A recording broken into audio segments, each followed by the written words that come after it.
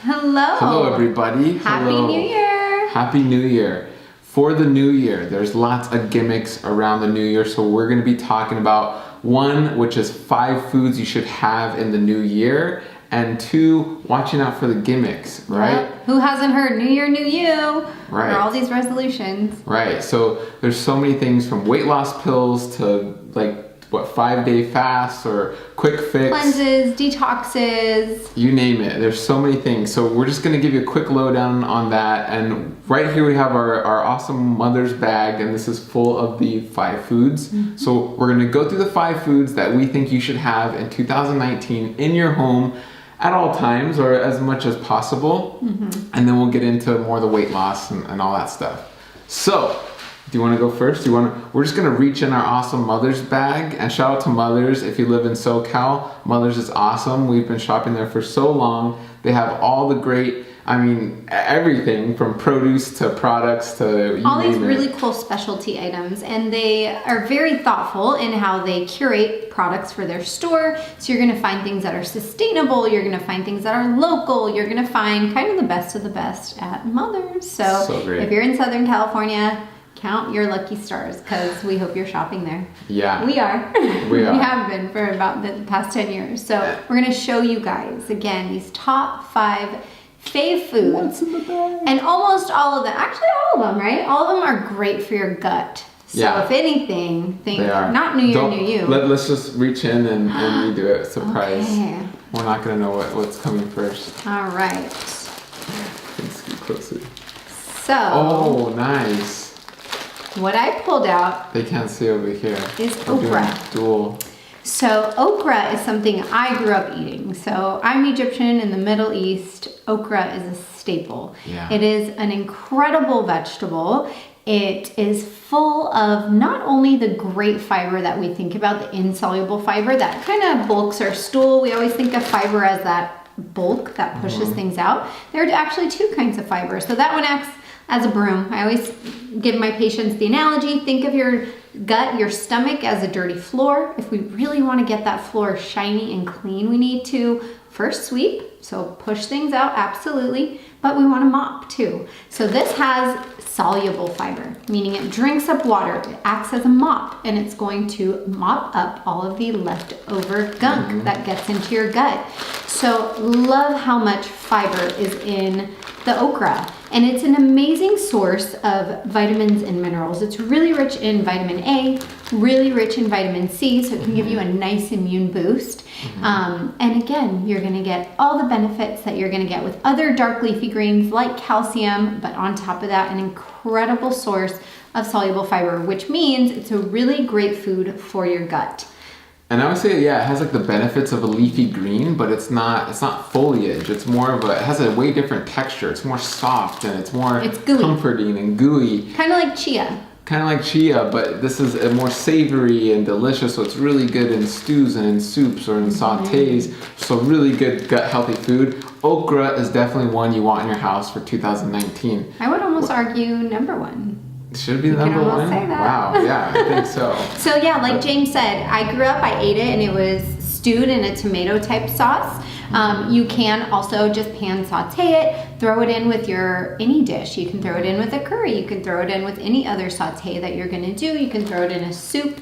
And again, it's just going to amplify the nutrition that you're gonna get. So low in carb, high in fiber, so high in nutrition. Yep. All right, I'm gonna do the next one. Let's see what we got. I think I'm gonna pull out, I feel this here. Yeah. So these are Azuki Beans. Look at that. And so why they're in this bag, you're wondering? So another reason why we love Mother's, they have a bulk section. So they have a bulk section of many, many different types of beans. We chose Azuki beans because maybe they're a bean that is not commonly in your house. And so it's great to get a variety of beans. So this is in the legume family, and when you get a variety, you're gonna get a variety of all the different probiotics and prebiotics it has. So this bean, just like any other bean, high in protein, high in fiber, both insoluble and soluble. Always our patients are saying oh, you know, beans have too much starch, they're too carbohydrate rich. Stomach, they're hard to digest. They're hard on the stomach, right. So these are very similar to lentils. A lot of our patients say, I can't tolerate other beans, but I do okay with lentils. Lentils and Azuki beans are both very, very easy to digest. We know that there's this whole craze out with lectins now, which, you know, there's not science really to back it. But like these Azuki beans are low in lectins also. If you do have a very, very sensitive gut, you have current issues or long-standing gut issues, you can always soak them. We recommend soaking them overnight, add a little bit of baking soda, add some kombu seaweed as well. It's going to break down some of the phytates and some of the lectins, make it easier to digest. You can do that, soak that, and then pressure cook it, and you will be solid. And that's a whole nother 2-hour-long video about lectins, but just know lectins aren't bad, okay? Phytates aren't bad, oxalates aren't bad. If your gut is in bad shape, that's when they're bad. Right, and then, that's when. But the idea is that if your gut's in bad shape, we gotta build it back up. It's not to avoid these foods indefinitely for the rest of your life. That's a whole nother, I won't go down there. That's a whole nother thing. We'll get to that soon. But let's pick another absolutely, food. You want to be encouraging yourself to be eating a lot of foods that are gut healing. And you want to be definitely having these foods that are going to build things back up rather than continuing to avoid and continue to go down the snowball of avoiding more and more. So speaking of healthy gut, healthy body, healthy blood flow, I know we're all exercising in this new year, so we want our blood to be flowing and pumping. Beets. So beets, we love us some beets. So beets are great. We chopped off the leaves, but yeah, it's a beet. And you can, by the way, eat those. The leaves that come on it, the beet greens, absolutely great. You can stir fry them, you can saute them. Beet greens are really rich in calcium. But beets themselves, the purple part of the vegetable, so these are a root vegetable. So automatically assume anything that grows in the dirt is going to be really rich in minerals. So really, really rich in magnesium, really rich in potassium. All those minerals, again, good for your gut. So build that gut back up, get yourself some beets. Beets are also very high in nitrous oxide. So they help your body produce more, they're high in nitrogen, nitrate, nitrous oxide gets produced. And arginine is that is part something that helps to dilate your blood vessels. So when you are eating foods, deep red foods especially, but beets are an amazing source. When you are eating beets, you're dilating your blood vessels, you're having better blood flow, better oxygenation, you're gonna have more energy. So really great. Also a really good source of iron. So for anyone who's anemic, or if your kids are, beets are really, really awesome. So great. In iron. And I always say like nitric oxide is like stretching your cardiovascular system. It's like how you stretch your body, or you do toe touches, or you do yoga. You know, arginine rich, you know, nitrous oxide rich foods like beets, a watermelon, etc. Great for your cardiovascular system. It's a nice stretch. I also, you know, think of beets too. Like if you ever eat like a beet salad, or you have a beet soup, or whatever you have with beets, you notice your pee is red, or your bowel movement is red, and maybe you freak out a little bit. It's so cool. I mean, think of the cleansing properties of beets. This is why you want to eat beets. Just in the way that these phytonutrients are showing up in your urine and your stool, that means they've kind of made it throughout your whole body. They went through your blood, through your liver, through your kidneys, through your whole GI system, and back again, and made it out, and just said, hey, we scrubbed your whole body. Everything's is going to be working a lot better. So awesome. Yeah. Absolutely. So with beets, what you can do with them, because a lot of people tell me, I don't know how to eat them. Can I eat them raw? Right. Yeah. What we usually do is boil them. So you can boil them down, and then you're going to throw them into a beet salad. So great on top of salads.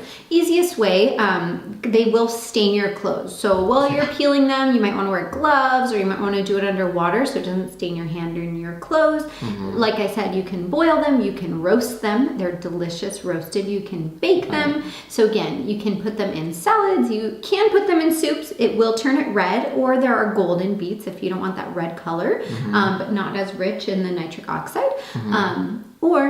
So you can even throw them into a smoothie. They're pretty benign if you mix them with berries, and you're getting those great heart healthy benefits. So definitely a food you should be eating in the new year. Yep, I'm gonna pick the next one. The next food let's see what my hand just touched it. Okay, so this is tea, okay? And there's this tea, this is a turmeric tea. I think we have another one in here. Okay, I know I put 2 teas.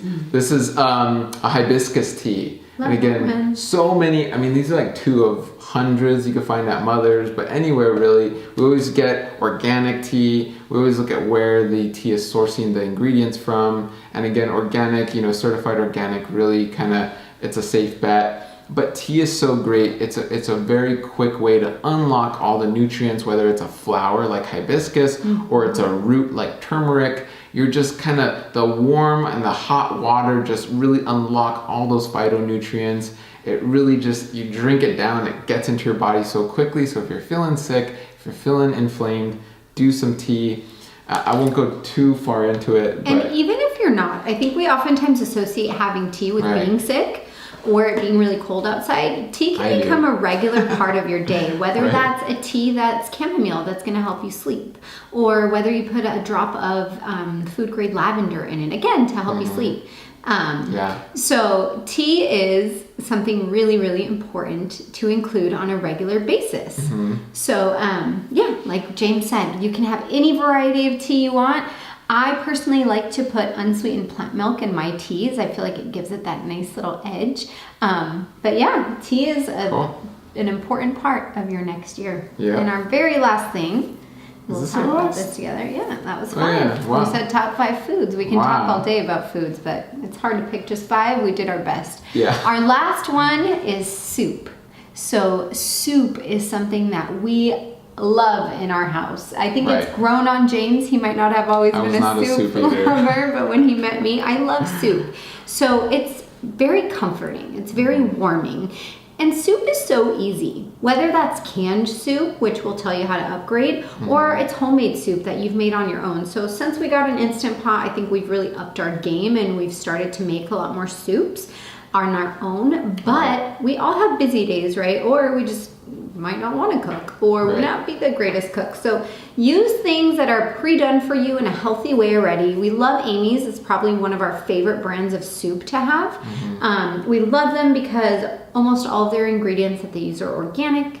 They use BPA-free cans. And if we're gonna grab an Amy's, we always upgrade it. So in our freezer, we always have frozen vegetables. So if it's a day where one of us is down for the count, we're not feeling well, or we had the craziest day, throw in some frozen veg in the pot, throw in our canned soup. Throw in some okra. This is a match made in heaven. This is a curried pumpkin soup, Thai curry, sweet potato, lentil.